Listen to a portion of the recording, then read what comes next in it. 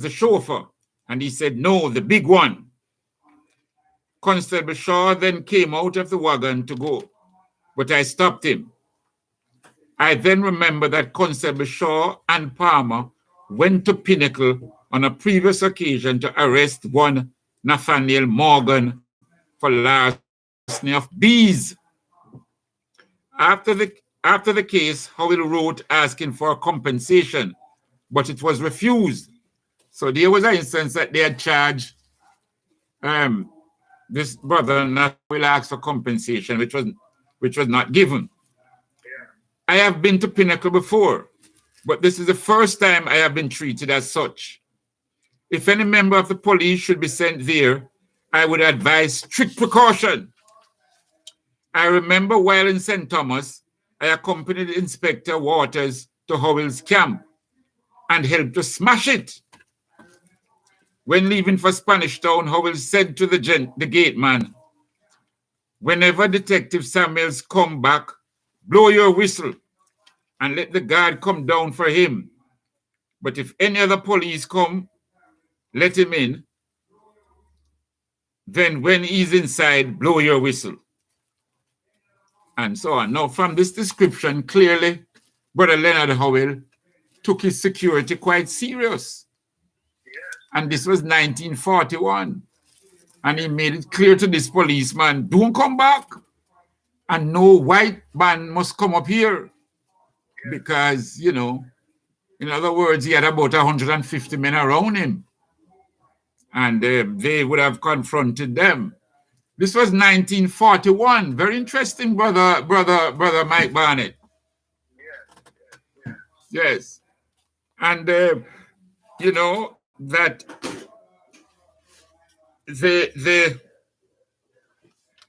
in other words,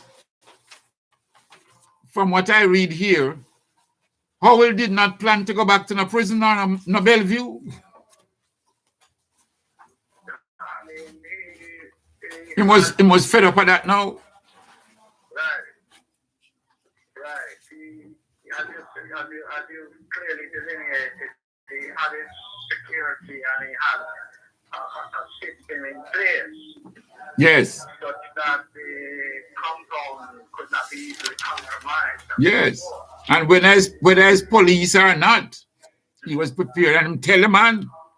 Say, boy, you know, in other words, if it was you or certain things, you know, things would be different. You know, I can just imagine this tall, 6-foot-odd man in his robes. This policeman must have felt intimidated.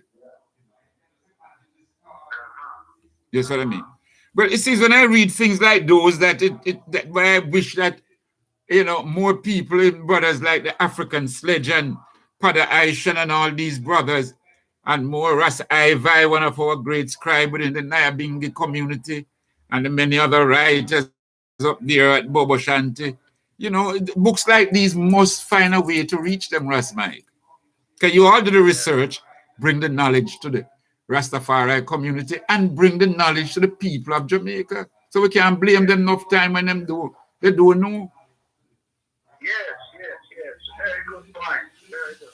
Yes. We have to circulate the information. Yeah, man, even for give it away, brethren. Even for give it away or give it away at minimal prices or something like that. You know. But we have to make a move along that line. Nice. Yes, today being Leonard Howell's Day, and like I said, I know you have written extensively, you have spoken extensively. But I just say though, and it came up on airwaves recently. Yes. And, the issue of internal reparation. All right. Internal well, I know that is Jamaica government giving reparations to the Howellites, right? Yes. That was the topic of conversation at the webinar we had exactly a year ago. And you were part of the webinar with you, with Billy Ho, myself, and Jelani. And truth of the matter is that I am one of the members of the Internal Reparations Committee that is under the banner of the NCR, the National Council of Reparations. So there is an internal reparations thing. But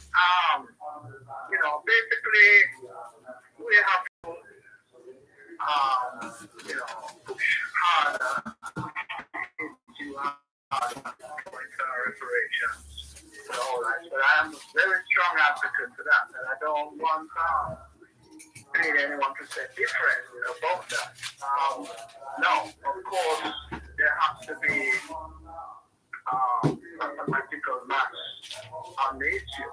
But, Carl Gardens, yes, we got an apology, and the compensation is in the works and so forth. But there are other areas that we got in the movement that need addressing. And one of the things is, there are still, I want people to realize how lives alive who were in Tregeda Park used to live at Pinnacle and personally underwent the trauma of being evicted. And in terms of any reparation issue regarding Pinnacle would be the first in line for consideration for reparations. Yes, but hold on now. And personally suffered the trauma of being evicted in the late 50s when Pinnacle was raided. So Yes. I don't want people to forget this. But Sister Catherine Howell has an article in today's Gleaner where she raised the issue of reparations for the Howellites, for their she raised the issue of, for example, reparations for the Howell family, for what was done to Howell himself, and and what was done to the Howellites and so on. But what know? What? The whole family are part of that, because the truth of the matter of fact is that all the siblings have been Monty Hall and Billy Hall. They were way up in their teens. They were young. They were approaching young adulthood, if not young adults, when they themselves were evicted from Pinnacle, a place where they lived for all of their childhood. Yes. You know what I'm saying? Yes. Billy was born there. Monty was 1 year old when Leonard Hall moved to Pinnacle. So all of the formative life they know was there. Now I can tell you, and you know as well, that they were traumatized when they themselves had to be evicted. That changed the whole life trajectory. You know what I mean? Yeah, but hold on now, Mike. Hold on before we go to Monty and Bill. If you are a member of the Reparation Commission, the duty of that commission is, what is the duty of that commission? Well, it's broad-based. We have the issue of external reparations in terms of advocating for reparations from England, for what we suffered under slavery and right, but let us deal with the internal reparations part now. Internal reparations part. Yes. Which, so far as Rastafari is concerned, so there are 3 flashpoints in the history of Rastafari that internal reparations would be relevant to. One is the case of Pinnacle. Secondly is the case of Carl Gardens. And thirdly is the case of Bakawar. Those 3 distinct historical flashpoints. Yeah? Yes. In which Rastafari suffered from, in terms of here in Jamaica, because of actions taken by the state, at various periods in time. Yeah? No, what I'm getting at, Mike, if you're part of the a setup which is set up by the government, and so let us say now that, as Sister Catherine put it in the newspaper today, let us say she now leads the charge for reparations for Rastafari. She didn't just stop at the Howell family or Pinnacleites. She calling for reparations for all Rastafari. And if she makes that call to the National Reparations Commission, would it be your duty to pass on that call to the government? Is that how it works? Yes, basically, yes. And I'm sure, well, I'll be surprised if even with the newspaper article, if that doesn't catch any anyone's eye in the government structure, but yeah, of course. I mean, that issue is one that has to be tabled and at least considered, you know. But, you know, one of the things, though. Yeah, but hold on, rest, Mike. How do we do that? How do we table it and make sure that it gets the proper consideration? In other words, that it is dealt with, that it is, you know, in other words, this government have to realize that they have to compensate for all the atrocities that took place. Not just for Coral Gardens, not just for Pinnacle, for Bucker Wall, for St. Thomas, all these places where the government, the state, and there's enough. And this is why I want the people to get these knowledge that you have all put in the books, because you all did a lot of research. That it was the state, the police, the government that went and persecuted people who went far up in the hills to live away from Babylon. And you pursue them, you beat them, you brutalize them, you mash down them place, you mash up them pots, them furniture and everything. So we don't want it just put on the table now, Ras Mike. We would like to know, say, this is a paramount thing that the government must consider and that the Reparations Commission point. Because we can't go talk or ask England for reparations when Jamaica you don't settle for them one.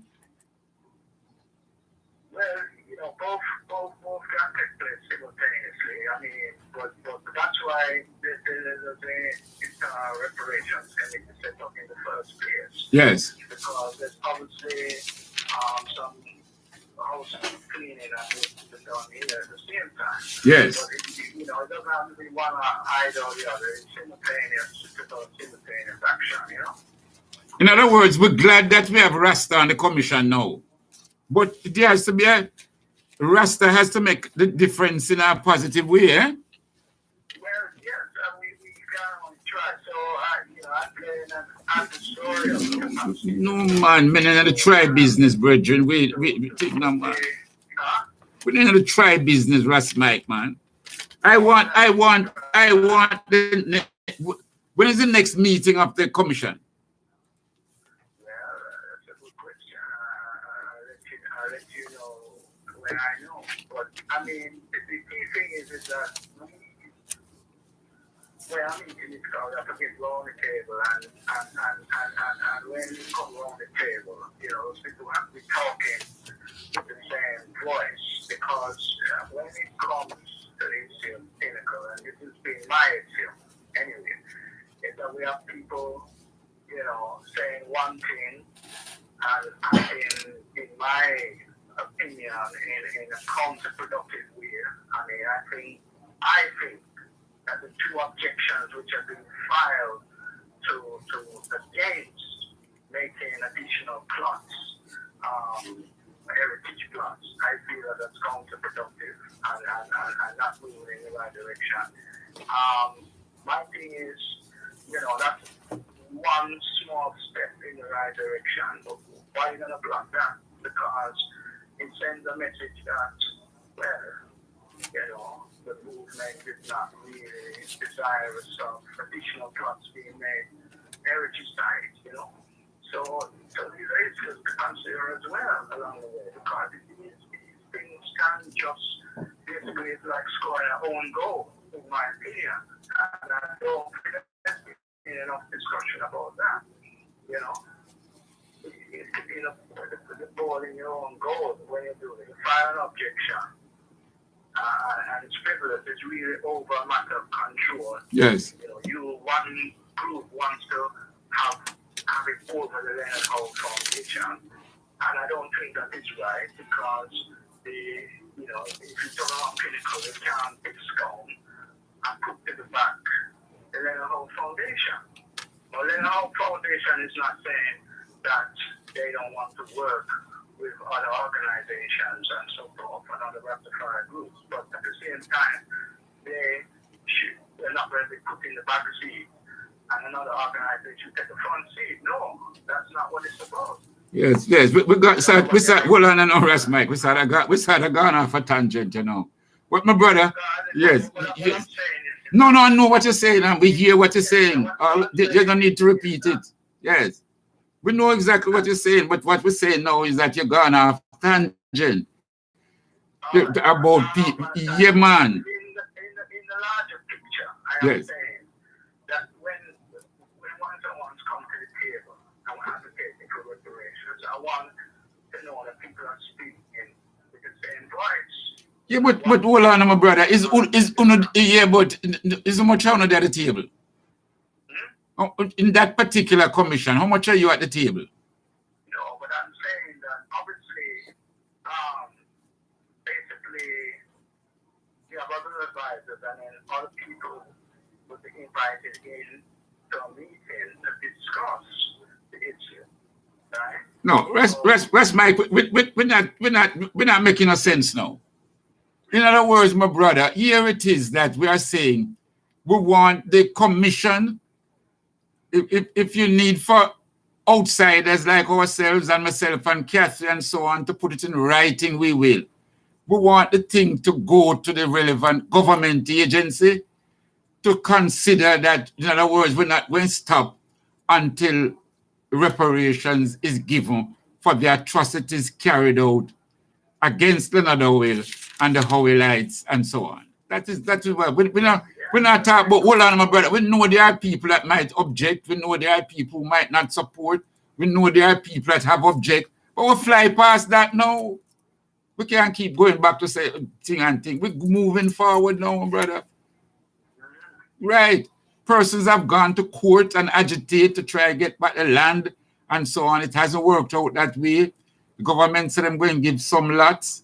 Some have said, all right, let's start with that and work towards the others and so forth. But that is the drive that we want back the land and so on. Those are the things. So that could be considered part of the reparations. That the land bought by Howell is returned to us. Tell me about them, the people there, man. No, but yes. Yeah, man. We want to move forward now, my brother. So I really thank you. Thank you for enlightening us, and thank you for over the years for the writings and the scholarship and the information that you have brought to us with regards to Leonard Howell. We really appreciate it, my brother. And we now put you in charge to ensure that the books get to the people of Jamaica. Tall order, but I know you can do it.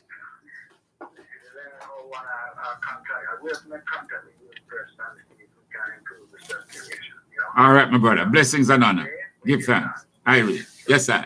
Nice, nice.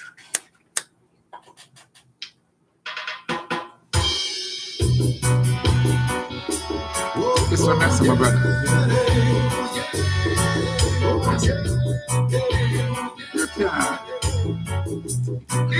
Yeah, but a while ago we talk about Babylon, the British.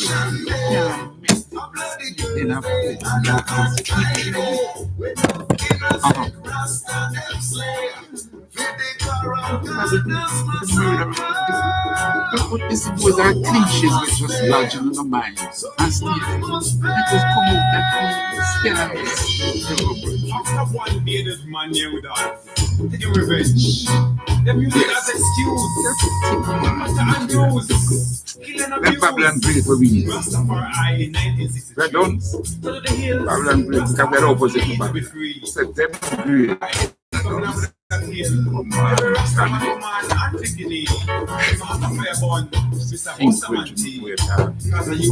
It's recorded, it's gone international, because we forever open.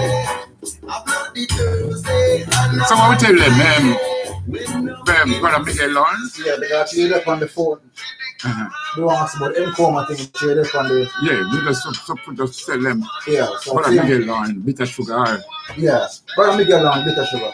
And you can chat in with us. Yeah. Yes. Kill Yeshua, then take it as habit, we kill them savior, and turn them guns to big Gidaya. Declare open season for Rasta in a Western Jamaica. That time Buster say, send them to the water or the undertaker. So the people and the police prosecute Rasta. A cruel Rasta crucifixion day, a bloody Thursday and a bad Friday, when no innocent innocent Rasta them slay. With the Coral Gardens massacre. Someone must pay. Someone must pay. Someone must pay.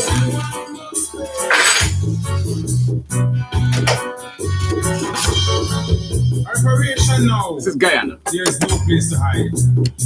Man, I The put one. charge must be Forget that right for me now. It's genocide.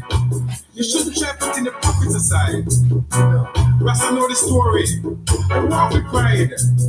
In the house of Rastafari, the future abide. Babylon blind, but I nice them guide. So don't get lost, find them joyride. Them fight is job, watch them collide. Cruel Rasta crucifixion day. A bloody Thursday and a bad Friday. When no innocent Rasta them slay. To the Coral Gardens massacre.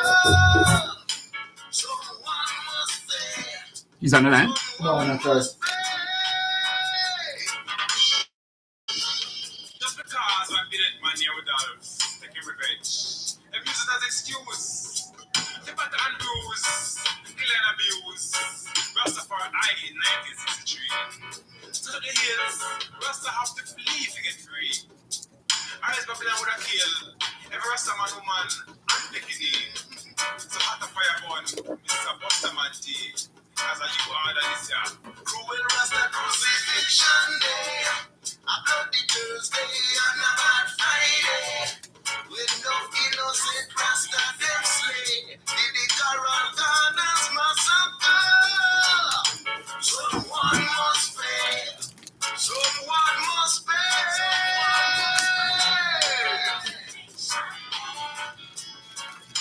Someone must pay. Yeah, man. Some ones will have to pay. It can't just go so. Can't just get up and it go so. Nice. So we're trying to get to a bridge now in Guyana to talk about, Guyana has been flooded recently, going on right now, flooded, serious flood. Georgetown, the capital of Guyana, is actually below sea level. So just imagine the amount of waters that is flooding the place there in Guyana. Now, so the government is saying with the coronavirus and with the flooding, that's a double attack. But then we have to bring in now the situation with Dr. Walter Rodney, one of our brilliant and outstanding writers. So, you'll be able to interview still? Yes. Who has written, he has written the book Grounding with My Brothers. The other book, How Europe Underdeveloped Africa. Nice. He's on the line there now? So they had a power failure over there, Oh, they have a power failure there over there. Seems that the car cut off after that. I see. That's what he was trying to relate to. Okay, but all right. We're having difficulty getting through there to Guyana because apparently we're hearing that there's some sort of power outage there. We're going to keep trying and see how that work out. Bongo Herman. Yes. Want to remember one of a strong and outstanding patriarch. Yes, that's Bongo Herman there. Yes, sir. Yes. Man, he played the drums with 40 fingers. You have to talk to them.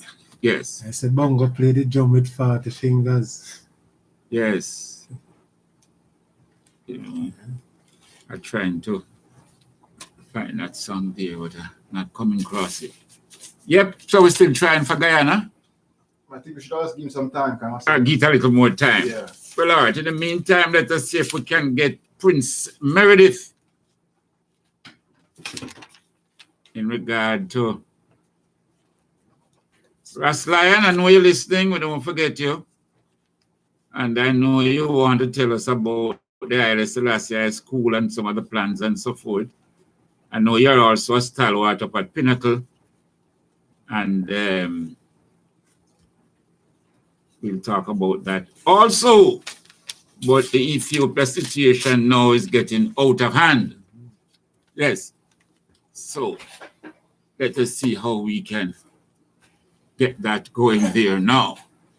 In the meantime, in Africa, things are happening. And you will see where the European world, Brother Donovan, if you're following it, the G7 meeting that they had in England the other day, and the G7 now, that is the countries that claim that them is the richer countries in the world.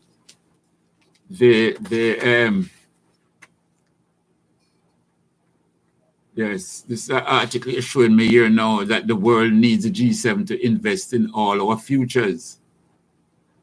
I don't know if the world needs a G7 to invest in it, because when them invest in a year thing, all them do is rape and scrape. So, but what happened is that the G7 now, along with led by Biden, seems to be doing everything to concoct all sorts of things against China. You know, they're coming up, they're blaming China for everything left, right, and center. China is emerging now. Yes, so, you know, Prince Meredith is on the line. Yes, so we're going to come back to that China thing, because we can't just jump in and just blast China because them say so, you know. Greetings and blessings, Prince Meredith. Greetings, how are you? I am blessed, my brother, and you? I'm very fine, I'm very well. Very good, very good, very good. We're really glad to speak to you, because the all sort of things coming out of Ethiopia now, in their type of newscast, they say that there's famine in Tigray, there's ethnic cleansing in Tigray, there is rapes and robberies in Tigray committed by, other soldiers, and so on. Now,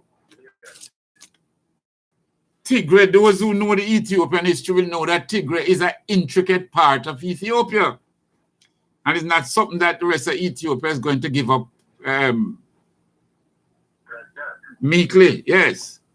So talk to us, my brother.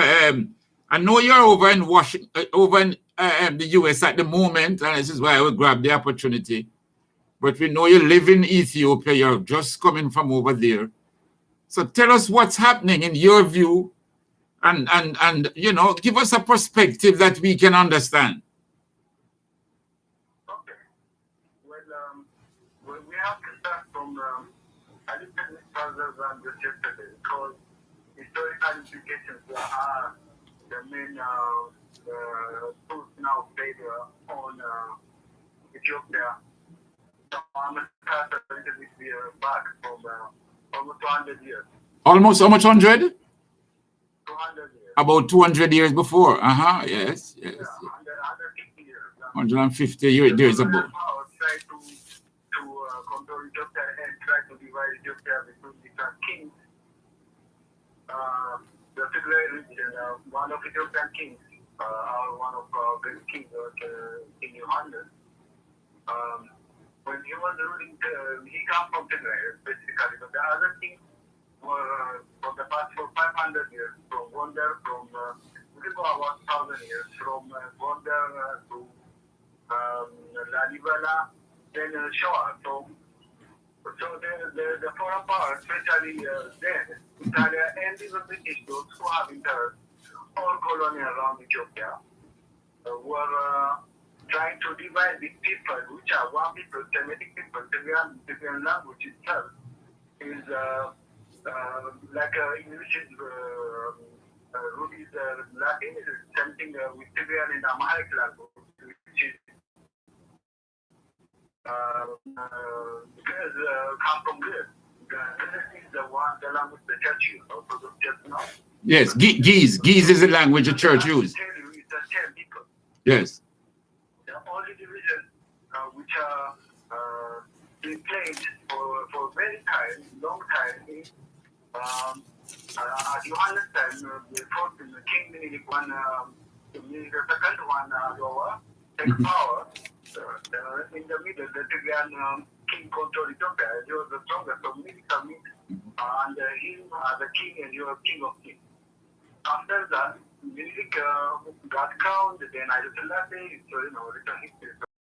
So there are some people who, from them, feel like Amara takes over the royalty for a very long time. So that hate comes and played after the revolution, after the military take power, when the revolution has gone out, the details to fight. But that time before, even when Haile Selassie was need to come back from exile and reconstruct the country, one of the rashes, it's not rashes, it's just much, it's a rank like a general, those ranks, like a young much, much. You mean after he came back? Hold on. So since then, there is an interaction who hated But hold on, but this was 1941. We just want to put it in perspective. From 1941, when he returned from exile and led the troops, when he landed in Sudan in Khartoum and led the troops going up and defeated the Italians, along with the patriots that were there, like Abibi, Aragai, and all of them. Right. But tell me now, because we know His Majesty Haile Selassie did everything to keep Ethiopia in unity. Whether you're Tigrayan, Oromo, Amhara, whatever, he did everything to keep it together. You know what I mean? And so on. But yes, even that was a tremendous achievement. Yes, yes. Uniting Eritrea with Ethiopia, because for our listeners to understand, if you say Ethiopian, I say Eritrean, there's no difference. They look so close alike. You could easily mistake an Eritrean for Ethiopian and vice versa.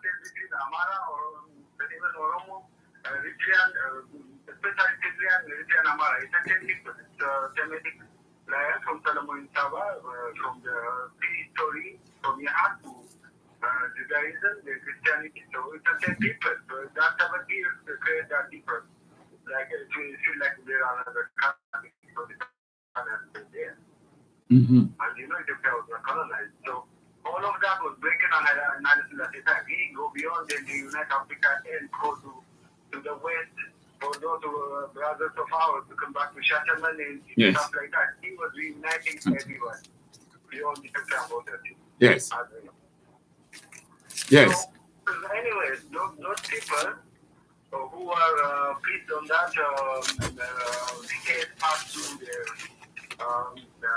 fathers and stuff like that, some of them were fathers, were the ones who were there. And I don't like that. That was a military system, even my family were exiled and killed and beaten. It's a personal issue. Everybody in Ethiopia has lost someone to that 70 years. So what I was thinking as 17-year-old then, when the TPLF take power and the startup, I thought it's people, the farmers, we were to take down the oppressors. But what turned out to be in the past 27 years, they become the greatest oppressor. They oppressed Oromo, they oppressed Amara, everybody was under very quiet, but almost covered like controlling government. All this become clear now for us in this past 3 years when this change comes through the same party together. Those who are younger and there's really like what's going on, we get out of the same party and create this change. And sometimes the government make a mistake, like what decided by US on Ethiopia to not unorganized and stuff like that. When you think about it, literally, Oromo, Amara, even Tigrayan, and Eritrea, which had a long years of fight with the time and now have a peace in Ethiopia, know what happened in Ethiopia in the past 27. And the majority agree, even if they have these differences of Oromo, Amara, stuff like that, they agree that that government was oppressor. And on the 3 years of the change, they come to Matale for years, for those 3 years, and been asked to come and sit and run for a government and work with this new government. They say no. They don't care about the people. The people didn't get nothing. The people will go to Amara region, which is right beside it, and Tigray region in the countryside.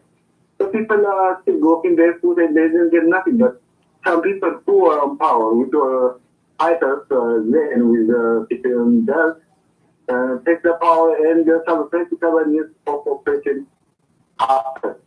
But Yes, but hold on. people don't understand that part.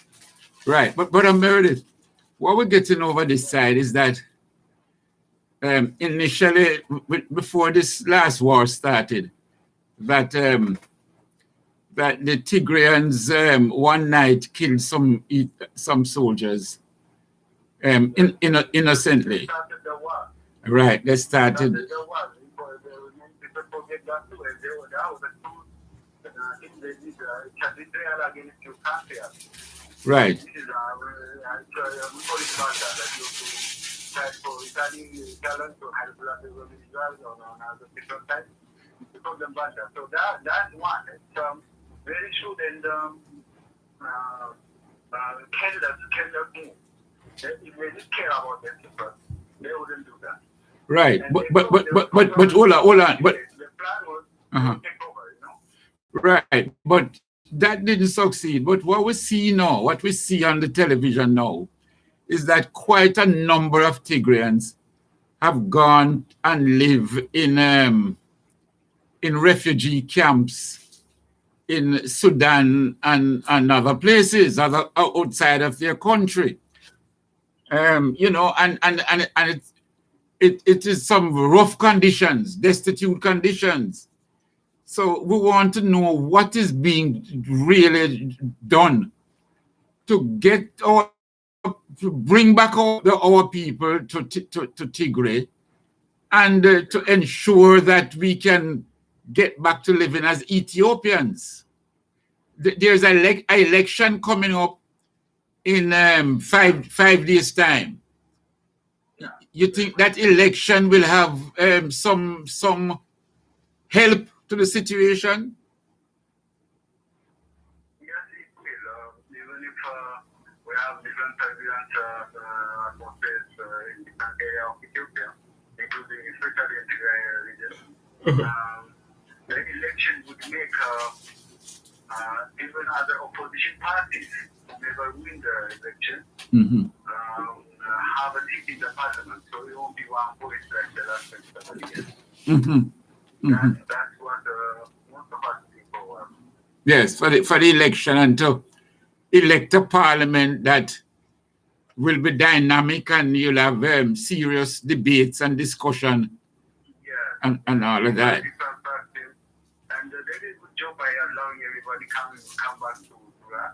Actually, those who try to fight and already take their arms and stuff like that, everybody's included. So whomever win, and I mean, everybody has their own choice. Everybody have what they like, but it won't be a one-party situation after this. Or later, all the other opposition will have a seat in the parliament. The opposition will have a seat in the parliament. Yeah. And that's important. But the Oromas, yes.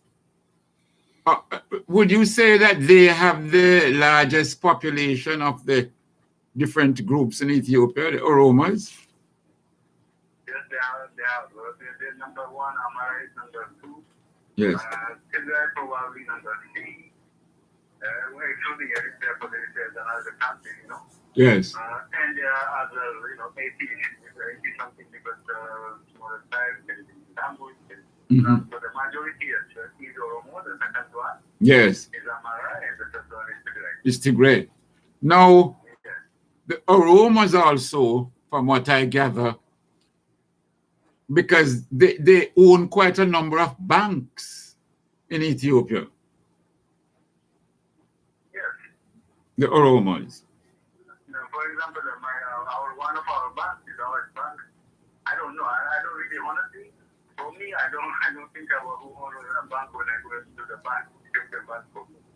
But it could be a possibly Oromo-owned bank, some bank, or controlled by the father, so taken from them after the war, and the exiled for born in Addis and living in Addis outside to back to Eritrea for some reason we don't really still understand. So, Right.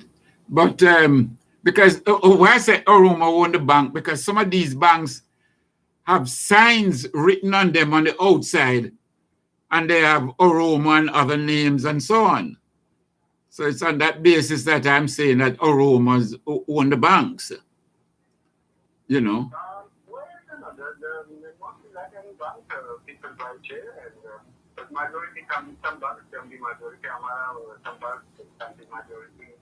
Burage, Burage is one of the sides. Yes. Very much involved on, business and stuff like that. And Oromo is majority, and the more people you have, the more investment you have. And there are Oromo dominated, Amara dominated banks, but for people like us, especially because we go to profit and we don't see those things. We don't even know what our person is. We don't even know his father name. So we start to know the father name, the grandfather name, to authenticate or your role, Amara is very superior. So now the thinking slowly even our ID will change. But we used to have our tribal. And I didn't like it ever. I mean, the first time they asked me what tribe I am, on my ID, it's not even a passport, the ID is the passport. We didn't have it. That's why it starts to be right up actually after the power and we take power. So my says Amara, the one that Oromo, and some people can't say what, so father is Oromo, mother is Amara, the father is Cyprian, and Yes. But they force, literally force people to choose one, That's the hard work we respect with generation, the Prime Minister generation, the politician in my book, is trying to fix the damage already done, and the generation being told that it has into the other Ethiopia, into the other side, and history of the king and stuff like that. So there is a lot of work ahead of us. Right. But what would you suggest as a way to, get Ethiopians united, ease the tension, ease any possibility of food shortage or anything like, food shortage and so on, ease the people having to leave Ethiopia to go to other countries in order to survive? What would you suggest that we can pull it back together and, make Ethiopia great? What would you suggest as someone who is living in Ethiopia? Well, what I think is nobody from outside will solve this problem for us. So it's very complicated. You need to remember certain things you can't even understand. But we have to follow our example, our great leader. It mustn't be just Tamara, it mustn't be just I told you there's a great leader for Johannes that is fighting for it. Yes. The British supported, the Sudan which don't exist, that has to exist in the case for many their colony, like this. So, and the other big thing is, for example, the development going on while we're having all this travel and the leading process, our money is going down every day, but we just keep using the dam. On the night. Right, the Renaissance Dam. Now tell me, that is also a serious source of problem, because the Egyptians, it is said, and you can tell me if I have it wrong, it is said that the Egyptians are supporting the Tigrayans, the Egyptians want to, yes. But is that so? Is that so that attempts are being made? Well, the Ethiopians have tripled the amount of troops around the dam because they fear persons might try to destroy it. What is doing currently is first of all, they don't see with the dam is good for them because they can't build another dam, they can't have another source of it like that. They have two. If ever they would helping anybody oppose the European government. Once any government, even the seven years of they were supporting on some of the fanatic Oromo opposition there. Anybody who is from the country is their friend. So before it was Oromo, now it is Amar. Hold on. Hold on. I get it right. The Egyptians. So you're saying that when the Oromas were agitating for the Egyptians, yeah, right. The Egyptians used to support the Oromas. Anybody who can create instability in the country is their friend. It's like the enemy of my enemy is my friend kind of thing. And then big sellout. So don't care about Ethiopia. Yes. And think about the pocket. They don't really care about their own people. They say they represent. Right. Some of them are in prison and stuff like that, right? Right. They But have to be as a party to run for the election. yes. And end up there is so much disturbance in the country in the past 4 years with the change time. And some of them end up in prison. So the big problem only comes from those who expected to be intellectual and educated and more exposed. And that, I'm not a diaspora, but those who live in different countries, including America, most of them don't really feel what's going on down there. They just sit here and complain, and they will complaining forever, and they will go in 2 years to come back, all of them, and most of them did come back. But there is someone still complaining, and now when this war happens, who will play that way? Those who support it. All right. Those people, But right. But hold on. But hold on. But you can understand. We on the outside here, looking in, and when we see our family killing one another, and we don't know if the stories about rape and all of those are true, but when we see these things, we can't just sit down. We are saying to ourselves, what can we do to heal, whatever wounds that have been broken out, and to, because it embarrasses us as Rastafarians. It embarrasses us where people can say, "Well, look what going on in Ethiopia. Oh, no one go there, and look what go." The sort of way. So this is why we have a duty now. So this is why we want you to tell our listeners, is it still safe to come to Ethiopia? Can we come and build Ethiopia? Tell us now, what can we do? Yes. Yes. I think the election will be done in this next week. Yes. So after the election, we will have a solid elected government.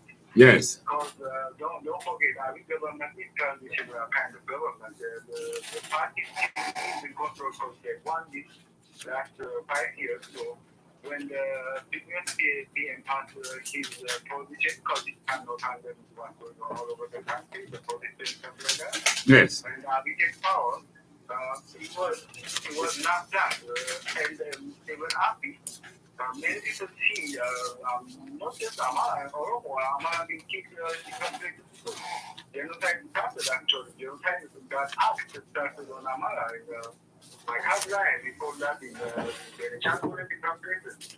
And many people were saying, why don't he use sports? Why don't he stop it and stuff like that? But we forget that he is trying to control the power without being even officially elected. Revolution moved him, and he was one of the leaders, of course, for the change. So he didn't have full power to stabilize the country, or even to be rough and say those who come in and start to be stuff, oh, you go to prison, you have to read stuff like that. So it would seem like he's trying to control the power for a long time and don't need no opposition. But after the election, I'm sure it will be more stable. More stable. Progressive, and all of us, the Rasta community can come back. And in the future, I am sure we will see stability like this. And those scattered because of the war, something like that, government is trying what they have. And in the middle, there are still pockets of resistance of civilians. So they were even talking help from other parts of Ethiopia go to their own people. So all those things will be gradually controlled. All right. The only thing you probably need is time, Yes. But tell me now, I want to get it clear. So you're saying Abe, the present Prime Minister, his party had won the last election. Right. The party that he's from, they had won the election, and then somewhere in between, whilst the term that they had won for, in the middle of that term, something happened, and Abe became the protest, and then we. They couldn't handle it. They tried to keep the car, tried to torture to prison. The 27 years was almost finished. Okay. And had to have a change in the party. Oh, in the party now. And then they changed the party. And then Abe became the leader of the party and consequently became the prime minister. Yes. And he's been elected by the party for good. Yes. And even an opposition president was sitting at the Senate, who was the one who started the whole war after that.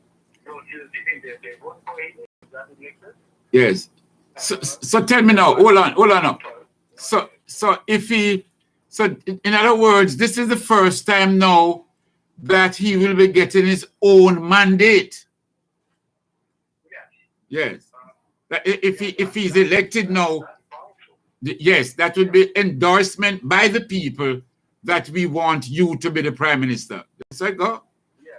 Yes. That's what we need. And he's pushing it as much as he can too, because he don't want to stay halfway with power or being criticized for maybe others. Yes. Let's see, And I'm sure, I'm telling you, even at this hour, I can't tell you this. Even if our party wins, there are certain group of people who like another opposition party, and those opposition parties would have a seat in the parliament. Yes. And that's a good thing rather than this. Okay. All right. 100% one party in power. So that's what we're looking forward to. All right. All right, then, Rasmus. Well, we look forward to that too in the election coming up in about 5 days' time. And whatever can be done or should be done, or, so that certainly the killings stop. But Ethiopia gets a lot of favoritism from America. You think this war might make it stop? Yeah, I mean, administration, this majority of Ethiopia is supposed to the change in the government. So they miss that part. Yes. Big time.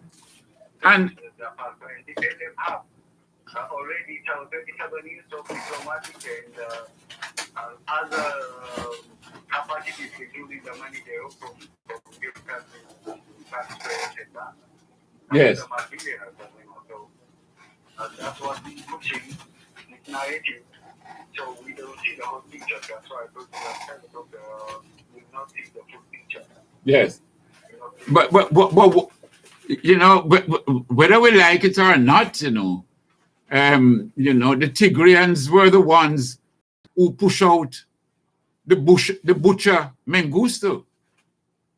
Yeah, that's the only reason I Yes. not even investigate, support them, even support. I mean, So hold on. the people of Tigray, the fighters, the farmers are the ones who did it. You're right. Right. And therefore, right, because Mengistu was really murdering left, right, and center. So if you know, in the war now, let's remember some of these things. So at least somewhere along the lines, they did some good. Because to get rid of Mengistu, that the world was so happy. You know. Yeah, I was so happy. I was 17, imagine. You were 17. Beautiful. Yeah. Yes. The revolution time, the whole, my childhood passed through the time, so I know how horrifying and how the amount, and the amount of bloodshed. bloodshed.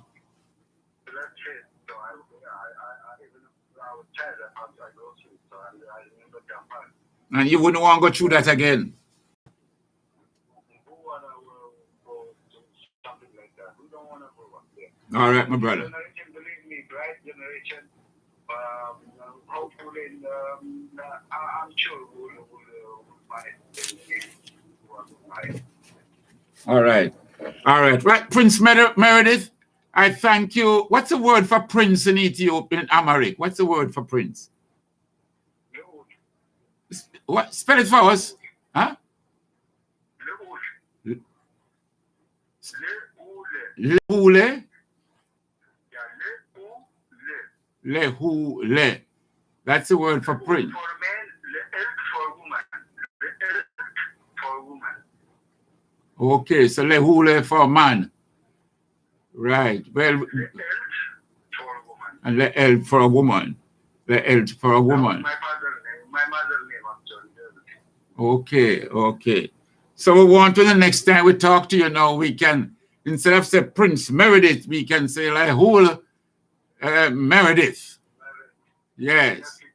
Sound better. All right. Yes. Well, I'm gonna leave. Hold on. One before you go now, I'm gonna leave and with you with a responsibility. The Haile Selassie school here, they have now agreed that they will allow Amharic to be taught at the school. Very good thing. We have been fighting for that for years. So now you go and see how you can get 2 Ethiopian teachers for us. 1 sister and 1 brother. Yes, we need. I have young bright youth coming out of everywhere around that school and stuff. So I'm asking find someone for sure. Yes, you find someone, and we will take the responsibility. When I say we Rastafarians, we will take the responsibility of providing, the basics, food, clothes, and shelter, and also a stipend, they pay for those 2 that will come from Ethiopia to help us at the Haile Selassie High School. Thank you very much, Brother Miguel. I'm going to make my responsibility to ask and find those who are qualified. teach Amharic language in Jamaica, which is very important. It has to be taught in all over Africa because it's the only language which has writing and spoken form. Many books to read. Yes. When you learn better in the future, Absolutely, my brother. But tell me, like you yourself, about how much languages you speak? Well, let me tell you. By the way, I born in Asmara. Asmara was the area of Ethiopia. Oh, you were born in Asmara? Yes, it was one of the regions, we call them regions. Yes. So I born in Asmara. My father was a banker who was the regional manager of Eritrea and Tigray then, the two regions. So I started, I opened my mouth by Tigray. Uh-huh. My father mostly is not at all. My mother was in Addis. I talked to the Eritrean sisters and brothers who were taking care of me. So I started from Tigray. Now Tigray is fading out. So I come back to Addis Ababa when I was 5. Yes. So hold on now. Asmara is the capital. Asmara is the capital of Eritrea. Ain't that so? Yes. Yes. Now the capital of Eritrea. Yes. Yes. Yes. So Tigrinya, I listen to the Tigrinya. I don't speak it no more. I speak Amharic, work, and English. All right. All right. I try a little patois. I listen to patois. All right. All right. All right. Yes. Yes. A little patois. Give thanks. Blessings. Yes. And we can't leave out your wife, Sister Dester. Yes, she is one of those blessings for Ethiopia. Maybe for 15 years. And she's there now. I saw her doing so much for the country. And many people really love her in Ethiopia. I mean, her contribution. Yes. Everything has a time, but she is a giant by herself. Beautiful, beautiful, nice. And you had to get someone born on the Jamaican soil, to be your queen. What do you mean? Yeah, of course, my wife. Yes. She born in Kingston. Yes, born right here in Jamaica. Right here in Jamaica. Right here in Jamaica. I remember, brother. We're connected so much in things, not just because of our relationship, but Ethiopia and Jamaica has something, don't know what. His Majesty said we are blood brothers. Yeah, that's it. We are blood brothers. So that explains it. Thanks a lot, my brother, because we could talk all night. Thank you very much. It's an honor to have you, and we're glad and right. Yes, and we're gonna keep it going, and we do everything we can to keep Ethiopia together. Yeah. So just contact the government and whatever you try to do to support, it will do your come. Trust me. Let's forget the other propaganda. Let's just focus and talk to the government who's in control. Yes. Yes. Absolutely. Nice. Give thanks. Here you have it. Nice. Here we get the honor of speaking with Prince Meredith. And yes, but like now, as you may have picked up from that, Prince Meredith is really Amhara. He's an Amhara. And Mara is one of the tribes. Yes, but we don't use words like tribes on this program, my brother. Okay. You don't call Germany, Austria, all of those countries, virtually speak the same language, look the same, and go on the same. You don't call Germany a tribe. Okay. You don't call them a nation. Right. They say in Africa. We're a nation too. We have a whole things in learn. Yeah. So we start from now. First 14 characters of the Amharic. Yes. Ha, ho, he, ha, le, lo, lo. Le, lo, li, la, le, lo, lo. Nice. You start, man. Yes, I. You start. That's, if you walk 1,000,000 miles, you have to make the first step. Yes, Absolutely beautiful. Nice. So as we continue with the program, we're still trying to get the brother. In the meantime, we'll speak to Brother IFV to find out what's going on, so whether or not he's up at the Nyabingi. But we really want to speak to the brother from Guyana. See. And one of the reasons for that is that we want our listeners to know that the Guyanese government, after 41 years since Walter Rodney was assassinated in Guyana, he was assassinated when a policeman named Smith. Yes. Some say he gave them, it was Walter Rodney and his brother that was traveling in the vehicle. Some said he gave the bomb in a box to Walter. Some said he gave it to his brother, and some said he planted it in the box.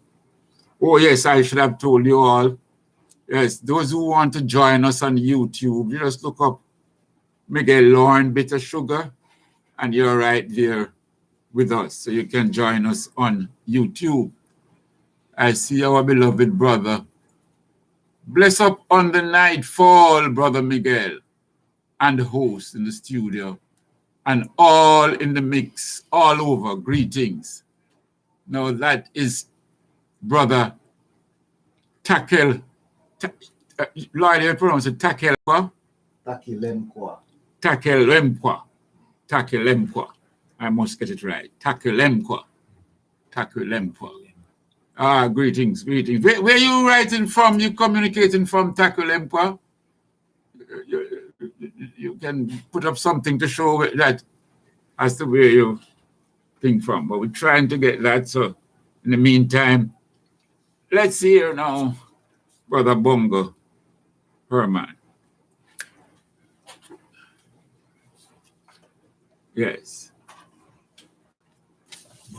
Like I said, I want us to remember Brother Errol Hamilton. Errol Hamilton has now passed. He joined the Ancestors about 2 months ago. Errol Hamilton was the brother who was on his way passing the American embassy some years ago. And he is a photojournalist. Some of you may see him on a bicycle traveling around the place and not realize that, in fact, he speaks several languages, having lived in Europe for a while. Him know Dutch, him know German, him know all sorts of languages. And he takes photographs. This is how he makes his living. He's a photojournalist, so he takes photographs and sends to different newspapers and magazines all over the world. And once they use his photograph, they pay him. So he has been doing this for years, and so on. Now, the brother,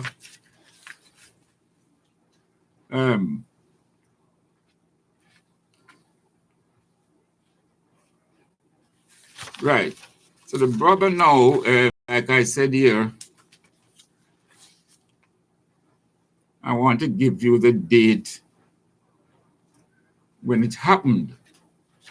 He had filed a case. He was passing the U.S. Embassy.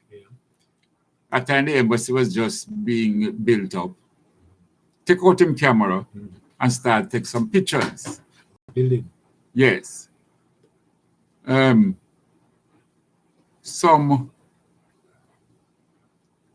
security company named Wackenhut. Yes, Wackenhut, Wackenhut, Jamaica Limited. And between them and the police, first the police, they chased him away when they saw him taking the pictures. Him jump on a bicycle. He lives up in Mona. Yes. So him ride, go home. Him reach home. Go through him gate and I heading him to him dwellings. Between the police now a woman constable named Deirdre Thomas, and Wakinot employees, a security company. Yes. Two of their employees, Denzel Elliott and Peter Harrison. And between all of them now, the jumping gate and fence. Jump the fence. Yes, come in and start to brutalize the brother. Just like In the yard, you know, just like in the night. Just because in earlier on I take some pictures of the US Embassy.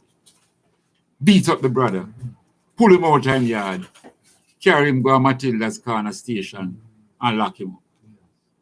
Them charge him for all sort of fictitious charges. Oh, him assault them and him this and him that. You know the man yard, you know. So the matter went to court and the judge kicked out the charges that they had brought against him. Kick out the charges. He in turn now sued them, including the government. okay. And was in the midst of that lawsuit. In an effort, I want to give it a year when this happened, you know, because I wanted to understand how these things take unbearable long. Now the brother has died. I'm not going to see justice. Errol Hamilton. His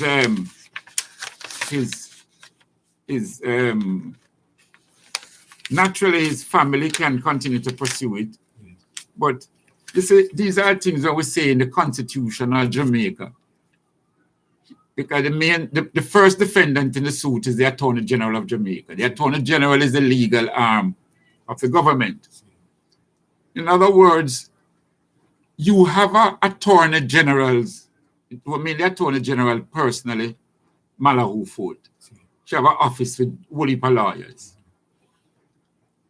But here we have, these are all lawyers working for the government, paid by taxpayers. Paid by the people. Yes. But they do not represent the people. They represent the government against the people. Yes. So when the people sue the government, they are the buffer between, they are acting on behalf of the government. And that is why one of the things why the Constitution needs to change. So any question the veracity of, for example, Yes. in the communal. You know, the Attorney General's chambers should be fighting for justice for the people, not the government against the people. So when you hear the talk about the government is the people, that is foolishness, you know. The government is the people, nothing. Government are some buccaneers. Pirates. Yes. So now the brother sued them after the court and he's found not guilty. And he sued them and started him lawsuit. The lawsuit is going on. The government at one point offered him, and I want to give you all the exact amount. I know it was something like about $400,000. Yeah.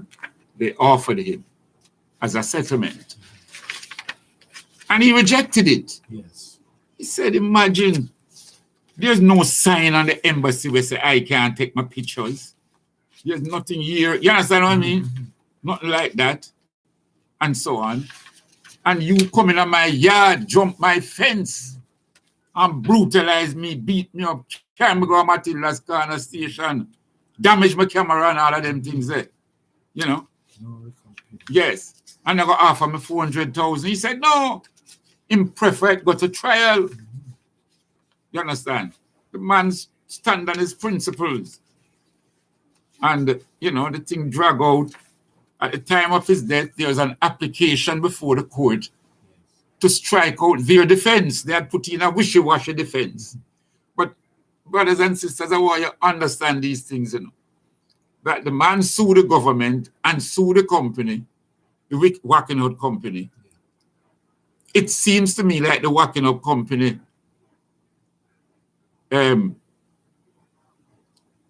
I don't let them come back, but their thing was that them gone out of Jamaica. Okay. Them left Jamaica. That's what, Evaporated. yes, that was for them thing.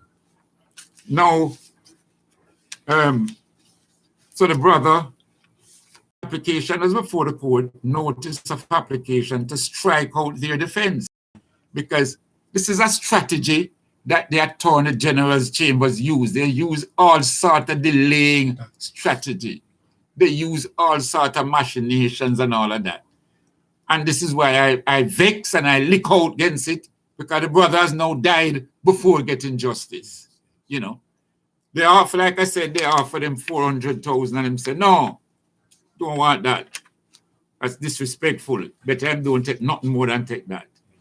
You know, to show you the level where the brother stands on his principles. And he said, let the matter go to trial.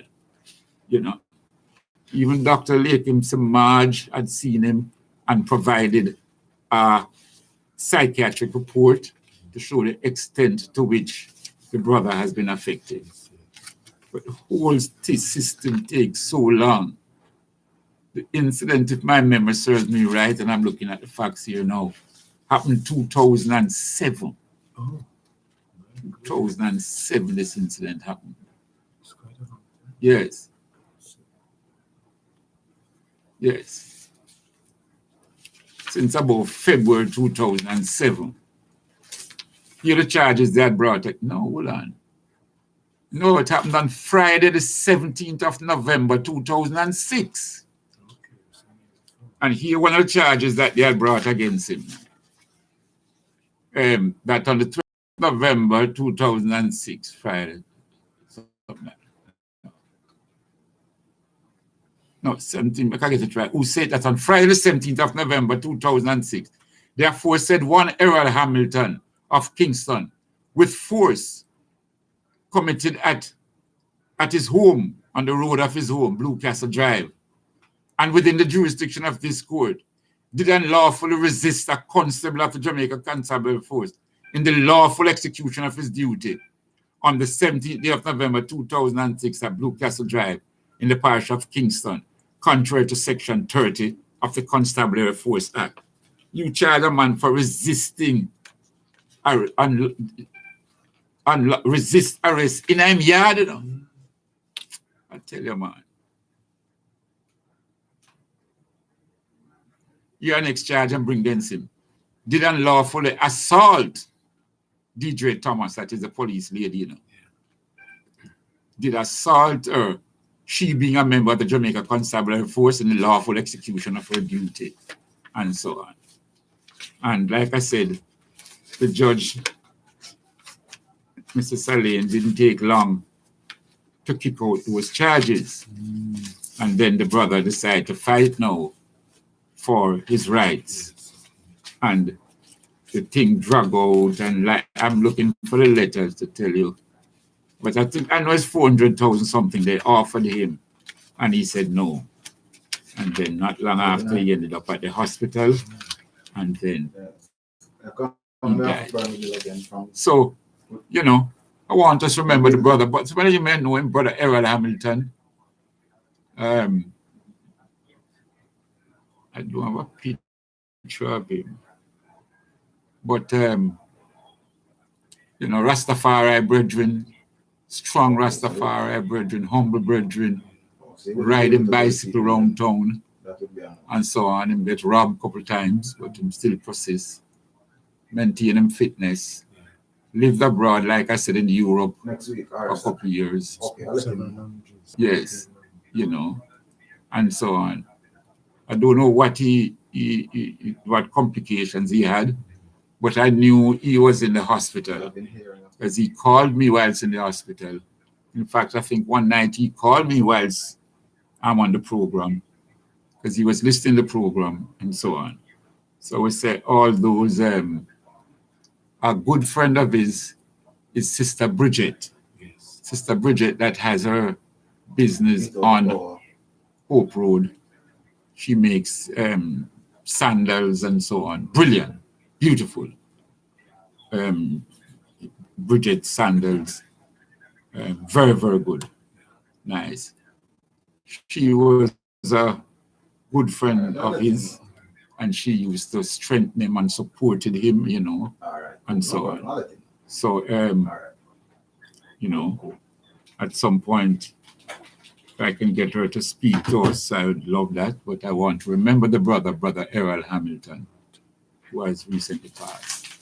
Yes, my engineer. That was from who now?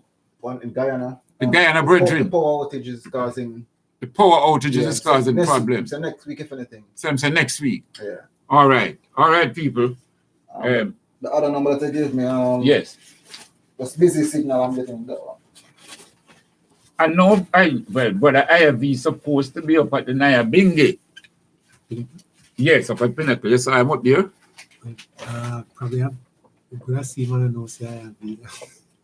Yes, yes. Strong reason I go out there still in on. Yes, yes. All right. We wanted to talk to the brother in Guyana because, like we said, Walter Rodney is now being given some respect in Guyana. They had on his death certificate. They had in the section mark whether employment or work or something like that. They had on his death certificate that he was unemployed. Yeah. They are going to correct that now and put professor. This man was a professor, a writer, one of the greatest black writers in the world. And you put the man unemployed. It's a disrespect. They're going to correct that. They also had on his death certificate misadventure. I don't know what that means, misadventure. You know, if you drop off a building or something, you must put that, suffered injuries from fall or something like that. Then put misadventure. So now the government is going to correct that and put assassinated. They didn't want to put that because that gives that different spin altogether. In fact, that now gives his family legal rights to sue the state now. Because shortly after the policeman Smith that planted the bomb in his vehicle, that man left Guyana and went over to Cayenne. Cayenne is another name for French Guyana. Mm-hmm. You see, the Guyanas were divided. That section of the South American region was divided. So you had British Guyana, you had French Guyana, which some people call Cayenne, and you had Dutch Guyana. That's three. Yes, which is today called Suriname. Yeah. Right. So now, shortly after the man, him dead now, Smith, he died 2000 and a little bit. But shortly after, so that the arm of the law couldn't get hold of him, he went over and go live in French Guyana. Okay. Which in a lot of insides, just a river you're going crossing, but it's some big rivers, some big rivers. You don't think I see. You have all island and the river. Yeah. Where you cross and gone over to French Guyana. So they never get to catch him, for try him. You know, but he was working for the government, so they probably facilitate all of his escape. So now, and that his gravesite, Walter Rodney's gravesite, will now become a national monument. Yes. You know, and so on. So he's getting some respect. But that don't end the matter. Because Jamaica need to apologize to the Rodney family. Jamaica need, because Shearer, who was the prime minister in 1968.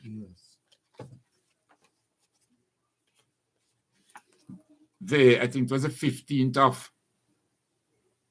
October, 1968. 1968. The Hugh Shearer government went to Parliament and banned Walter Rodney from entering back Jamaica. Yeah. He was teaching at the University of the West Indies. He went to a Black Writers Conference in Canada. Yes. Came back, and they never allowed him to come off of the plane. Right. Never allowed him to come off of the plane. And then Shearer go to Parliament now and tell some of the biggest lie.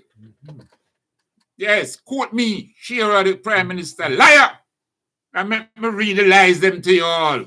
Shearer go to Parliament and says, he, meaning Rodney, quickly announced his intention of organizing revolutionary groups for what he termed the struggle ahead. Yes. So I said, Rodney organized, and then closely associated himself with groups of people who claimed to be part of the Rastafarian movement. Lie!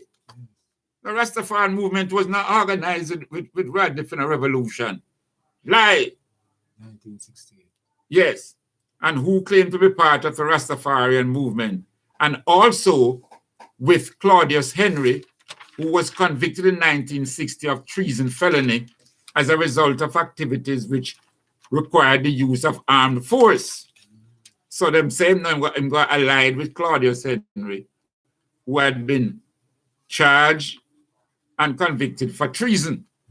That was a whole situation between Claudius and his son, Ronald Henry. The peacemakers then. Yes, Yeah, the peacemakers. Yes. 19 miles. Green Bottom, them call it. The highway. Yes. And so on. All right. So it's sheer that him align himself as a Rodney with the Rastafarian movement and with Claudius Henry. And he openly declared his belief that as Jamaica was predominantly a black country, all brown-skinned mulatto people and their assets should be destroyed. Not like that in a bridge. Sheer lying when he said that. Yes. He consistently told the groups with whom he associated that this could only be achieved by revolution, and that no revolution could take place without armed struggle and bloodshed. But Shearer go to Parliament to say that. This resort to violence was the recurrent theme of all his discussions with these groups, as was his condemnation of the democratic system of government in Jamaica. Yes. At that Chicago Parliament was saying, so that not only them ban Rodney from coming in, but after them raid so much Rastafarians' house, many brethren, them not only raid, they planted evidence. Remember, Ganja and gun was planted at brethren's house to try to back up this lie where Chicago Parliament was said. So the government of Jamaica need to apologize to Pat Rodney and their children. At the time, she herself was pregnant, you know. Yes. And she couldn't even get, you understand what I mean? Because they never allowed him to come off the plane. And since his death, she has had a very rough time. Well, she has also been fighting and championing on his behalf since his passing. She has traveled to many places and has stood up, not just for him, but for the principles. Yes. So we want to honor her also. And then she couldn't live in Guyana, you understand? Because it was very hostile to the Rodney family before this new government come in. She couldn't live in Jamaica because them declare not persona non grata and so on. So I think she actually presently resides in Atlanta. In the United States with her children. But give thanks that they have continued to fight and to uphold the dignity of his name, you know. So this death by misadventure now has been corrected to assassination, that the brother was assassinated. So the Jamaican government need to apologize to the Rodney family and Rodney supporters and so on. They need to apologize to the Rastafarian community, separate and apart from Coral Gardens, you know, because this was 1968. You understand? 5 years after Coral Gardens. So where Bustamante left unfinished, Shearer come now to come finish it, you know. And make me tell you, Shearer was a rank and file idiot, you know. Because when you have a prime minister that go and declare certain books banned, you know, them ban all Malcolm X book, the autobiography of Malcolm X, all them books that was banned, you know. People were all charged for books and all. Prince Buster was charged for being in the possession of banned literature, you know. Prince Buster downtown there. And so, but why I say him is an idiot? Because one of the books on the list of banned books was, Black Beauty. which is the name of a Dead man horse. horse. The movie. Stupid, you know. Yeah, At least do some homework before you do, you know. Do some homework, no man. Yes. But are them people, the people who jump up for politically and voting? You see, Alfred Rennie was one of the guys who said Rasta was undoubtedly nuisance. So all of those. Alfred Rennie, the judge. Yes. Yes. Chief Justice, I think. Yes. Yes. In the cross-examination of oil. He was saying this gathering of oil and in people was total nuisance and they had to get rid of it. So all of these notions against whatever progressive movements towards our conscious development as a people, you know. Yes. Was put down. Yes. Yeah. Yeah, requested a song. Yes. That And you the want reason for doing that is because I get to realize that Leonard Oil was really transforming himself and him recognize the power of the original man naturally. Dreadlocks Dread. So I want to livicate the song words from Big Youth. Dreadlocks Dread. Lightning Flash, number 3. Lady, you can find it? Yes. The song in my Big Youth. Dreadlocks Dread. In the meantime, while Slide is looking for it, I just read a passage here from the book, How Europe Underdeveloped Africa, written by Walter Rodney. Yes, sir. And brothers and sisters, a brilliant book, brilliant, absolutely brilliant book. All right, so our brother here, Takilemkwa, he says, I'm here in Patterson, New Jersey. Okay, that's where he communicates from. Next one here says in the chat room that we're looking at, brother, our brother Miguel, I looked up the song Rockstone Lick Hot. It's really a sweet song, as you stated. Lad, you want to find it for me? Our engineer? Yeah, man, can look fit, man. We look fit, they find it for when we played before. Yes.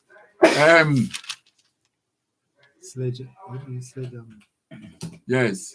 Brother Taklemke, he said, I was rather pleased to hear you correcting your fellow co-host on the use of the word tribe in regards to our people. Yes, my brother.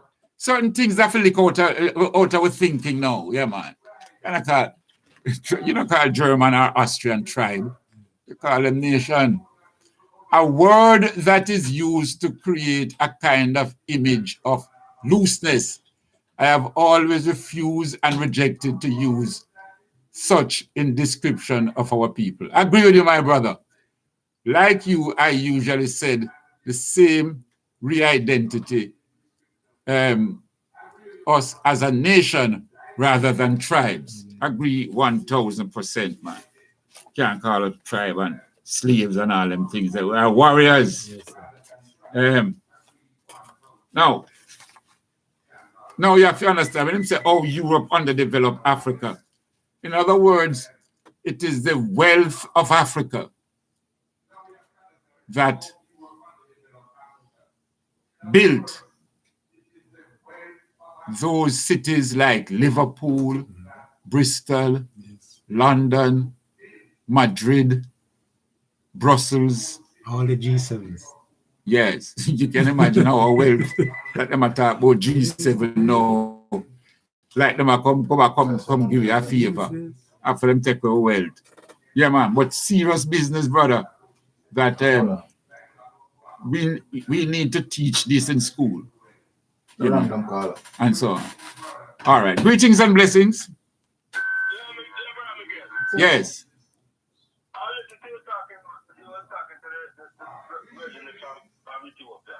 Yes, that's Meredy. The Prince Meredy.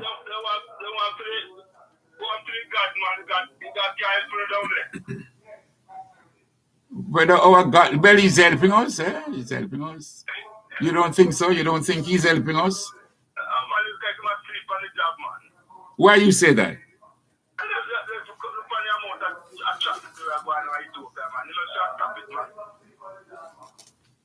Well, not just Ethiopia, all over the world. Yeah.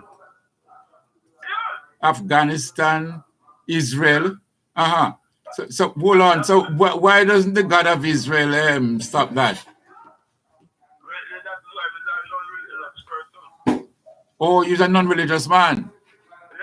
I see. You don't have no one that you have any inner feelings towards.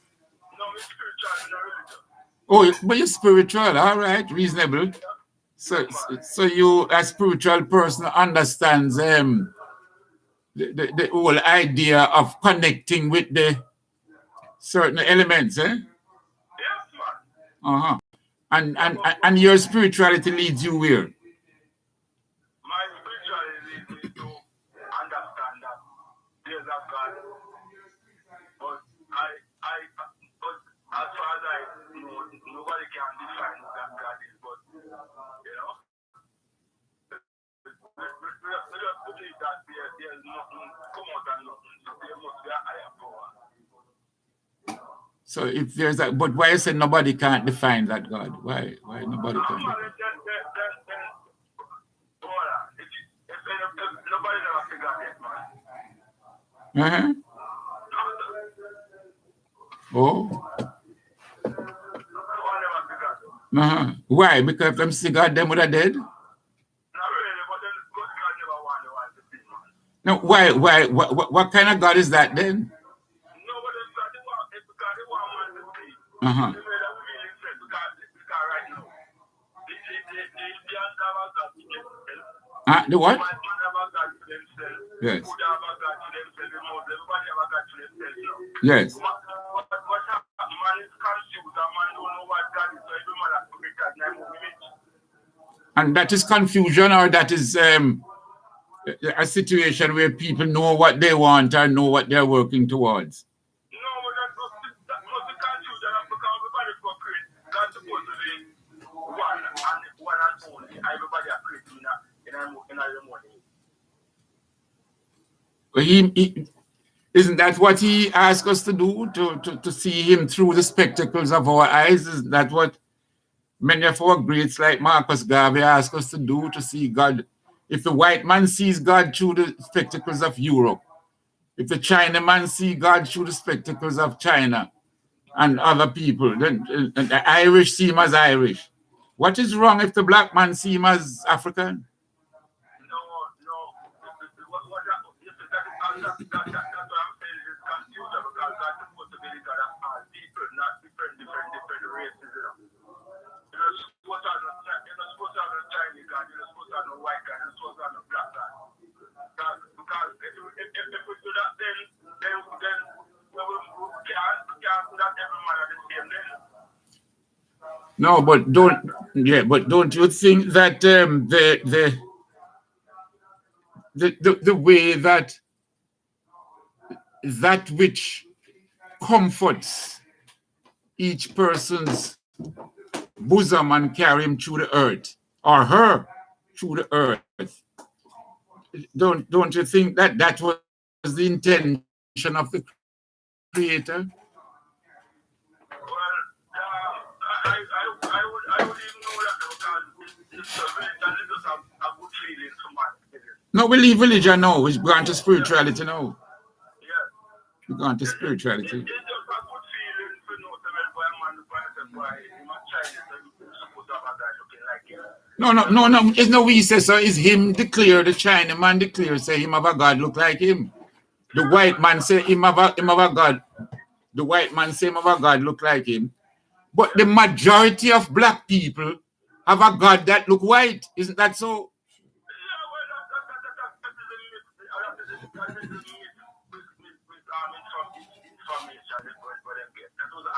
All right.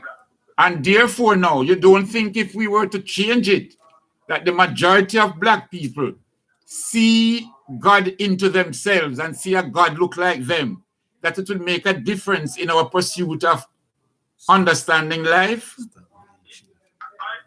believe that we should really want to see a God because we can't look like God.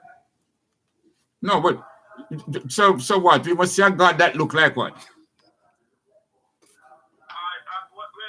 our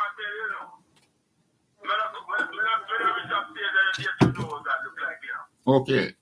I think that presumptuous, when I want presumptuous, we want to think that. But when we say praise him, aren't we conceptualizing a man? Yeah, but that's out of the Bible. Well, I'm not dealing with the Bible now. I'm dealing with, human tradition. But so we get that knowledge, when we get that topic of the praise. No, no, not the Bible. We ourselves developed that if we have a deity, if we have certain ones that inspires us, not just a God, but for example, our grandfather, our grandmother, if we are praising our grandfather and grandmother, which many of us do, because we are inspired by them, ignited by them, and we try to follow in their tradition and their footsteps. Because as you, in other words, throughout the world, it has been seen we are human beings. Because we are human beings, we tend to personify God. We don't see God as a cow. We don't see him as a horse.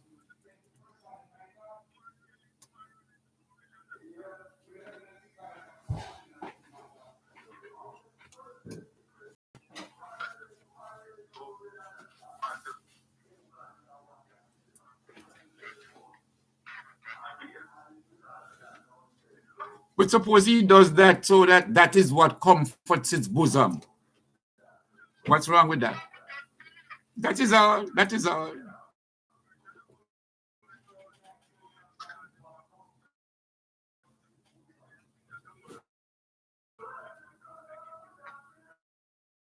Yes.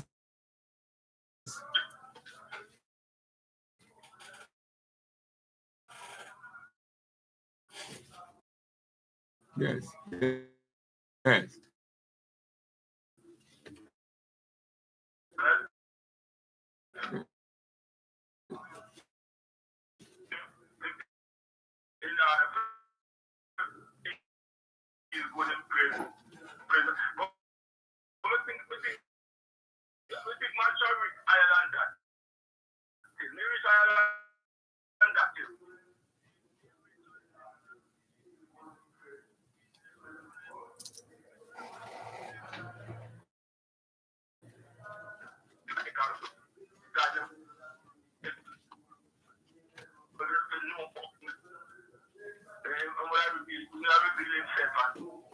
So in other words, you are still searching, my brother. All right. Some of us take a little longer. Some of us go search. Some of us look to where life to begin on earth. Yeah, nothing is wrong with that. Nothing is wrong with that. But all races are going to do the same thing. So that to me I can't choose that.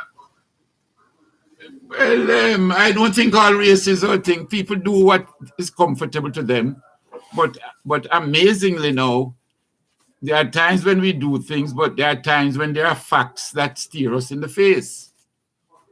And the facts right now that steer us in the face is that the Africans in the Nile Valley, the Africans on the border of Ethiopia and Tanzania, and so on, presently what have been found are shown to be the oldest set of people on the planet. Yes, I agree with that. Yeah. But you agree with quite a lot of things I say,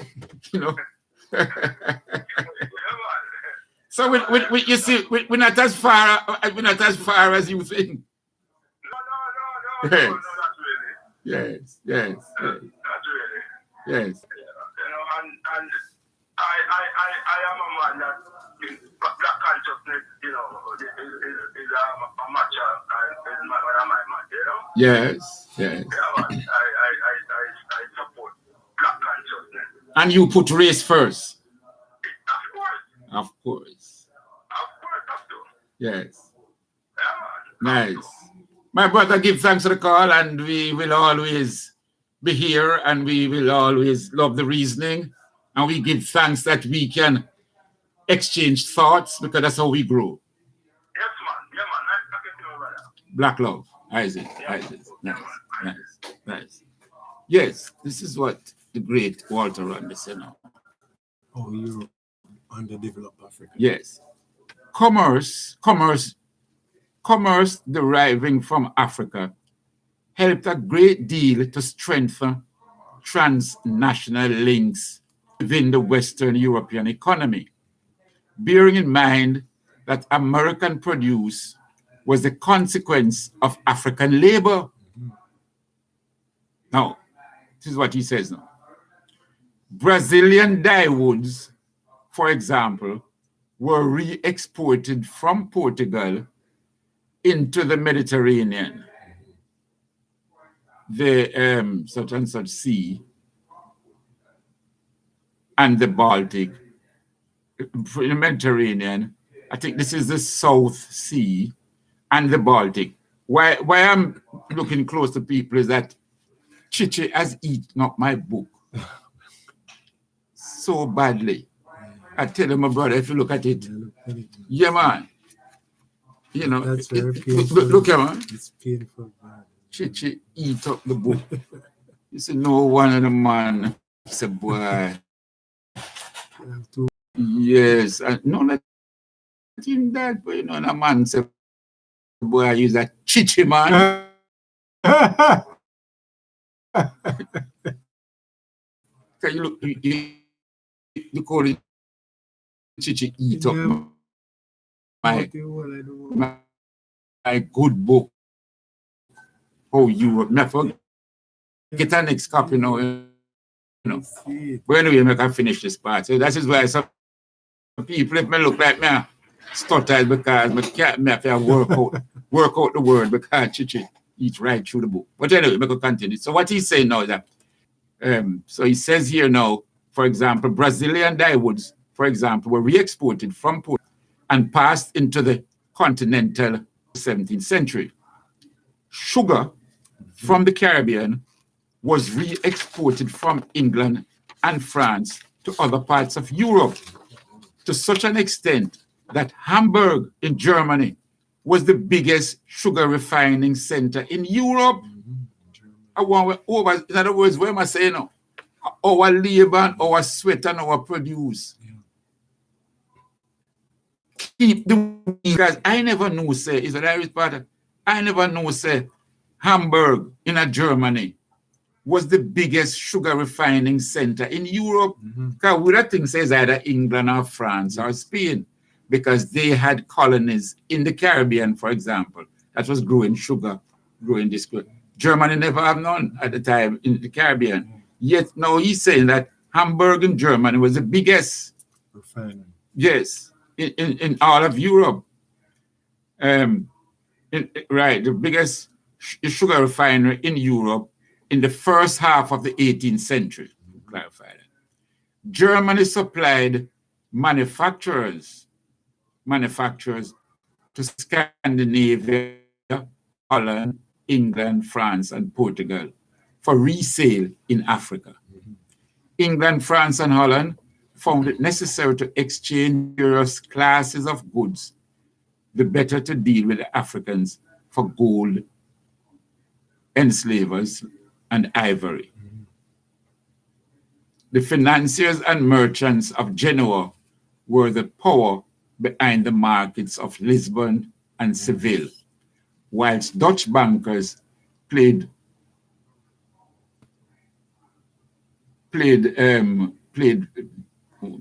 oh no, you've not page missing now to the book. Yes, and so on. But the point he's making is the extent to which we supply the raw material. Yes.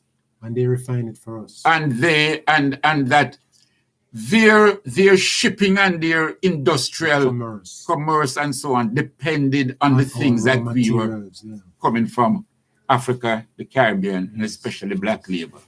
That's the point. Blood, sweat, and tears. Definitely. And 1700 was really the middle part of the burdening. Yes, boy, I do it because right now we are carrying a burden. So people, we have to make it clear that we see where the G7 and company line up against China. And they make it clear they come up with a concept. You know, China have this Belt and Road Initiative. That's what them term their assistance to Outside countries. yes, to a lot of countries. Belto? Belt and Road. Belt and Road. Yes, something like that. Name for them things. So Biden now suggested that them going name for them more now Build Back Better. Deal back. Yeah, that's what they more counter the Chinese and so on. We watch world politics. We must think. We're on the stage of world affairs. Yes, and but we have to remember that we can't trust Europe and America. Not anymore. Not. And remember now, China never have no colonies in Africa. China never have no colonies in Africa. They might be exploiting situations now. Why? Right. But so is America, so is England. France is scandalous. What France doing now? Let's look at the map of Africa. When China was going through its green revolution, it never had this ambition that it has. No, we don't know about a man ambition, China. You go to see a man up on the roadside, a sweeper, and say my plan for take over Jamaica. You know, my mission. But what we want to mention, like France now,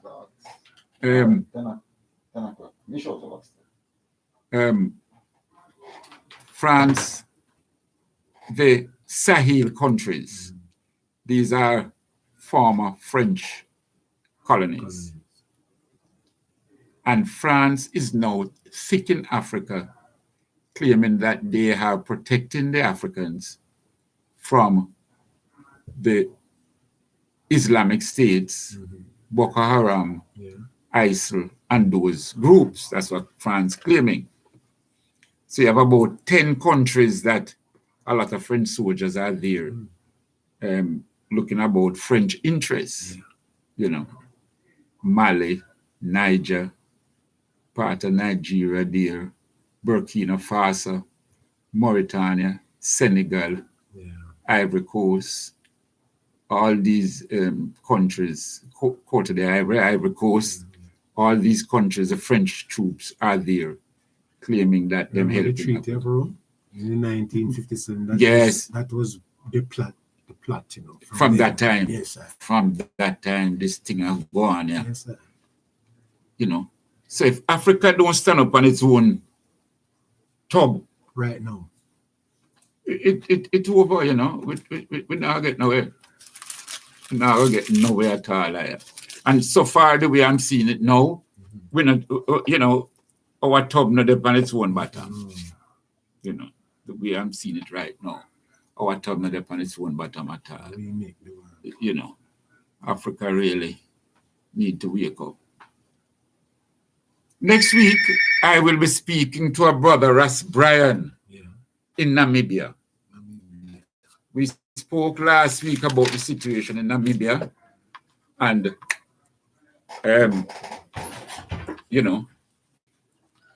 people and the Nama people. Yes. And these people, they have been offered $1.3 billion over 30 years as development aid. The government of Namibia went to accept it with Germany. It was Germany who killed off over 100,000 of them. And the people now, the Herero people and the Nama people have refused it. Them say, look, no, you can't negotiate like that for me. And so on. So I want to speak to somebody, and I've made contact with a brother in Namibia.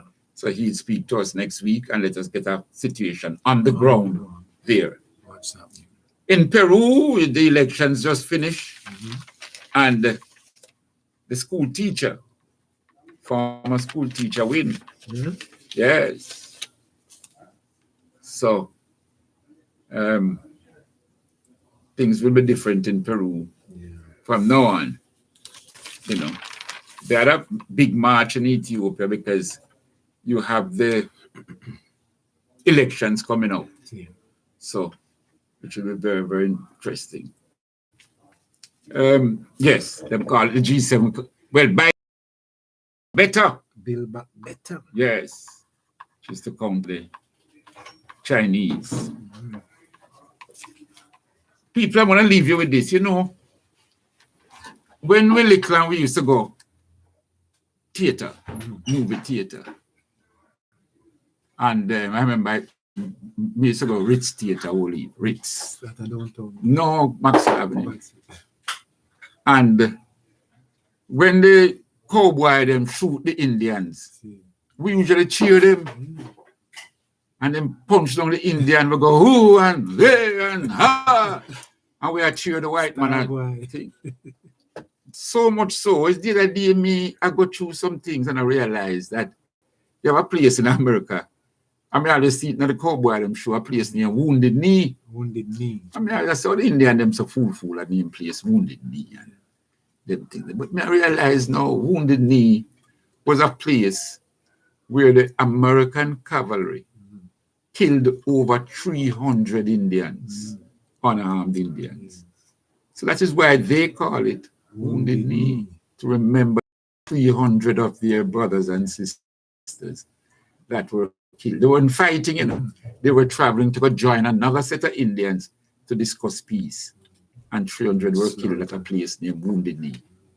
Also, I never teach you this in school, that we realize that many times when we run away from when we meaning black people, run away from the plantations in America, it was the Indians that put us up. Of course. And yet we are going theater now, go cheer on the white man and kill them. Boy, it's a thing with them keep knowledge from you. Wow. So people, that's all we're saying here. New birth, new thinking. Yeah. Yes. Because the Indians are black like us. Yeah. They're our black brothers. Well, we're going to push out a year now, and we're going to hear up with our sister Janine. Yes. Sister Janine, yes. Is going to take us out of here.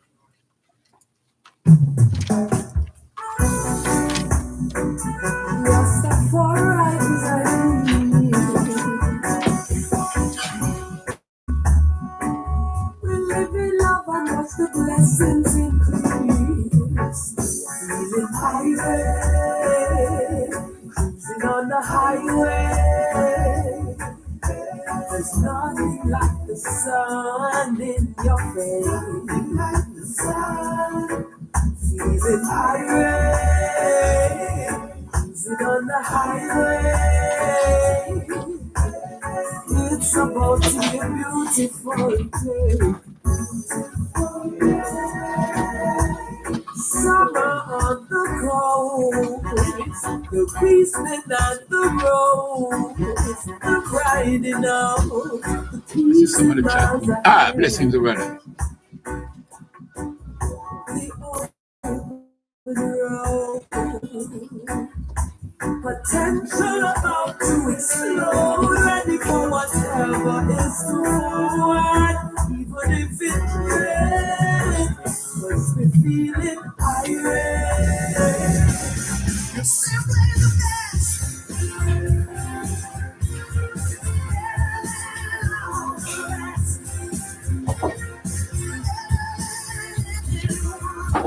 60, okay.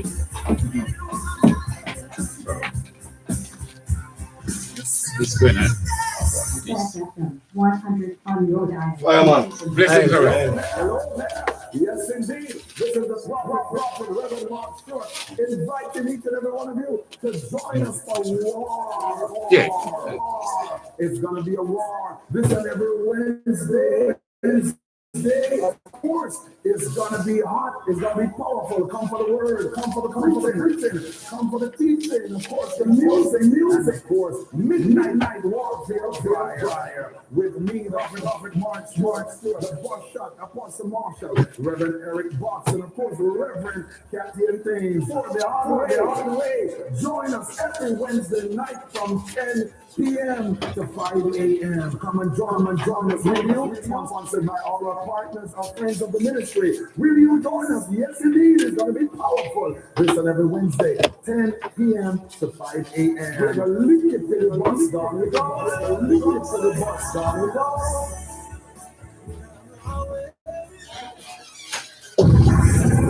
The station. Thank you, my brother. Best music. So you have the rhythm all right now? Best music. You write it down for me? For the password? Yeah.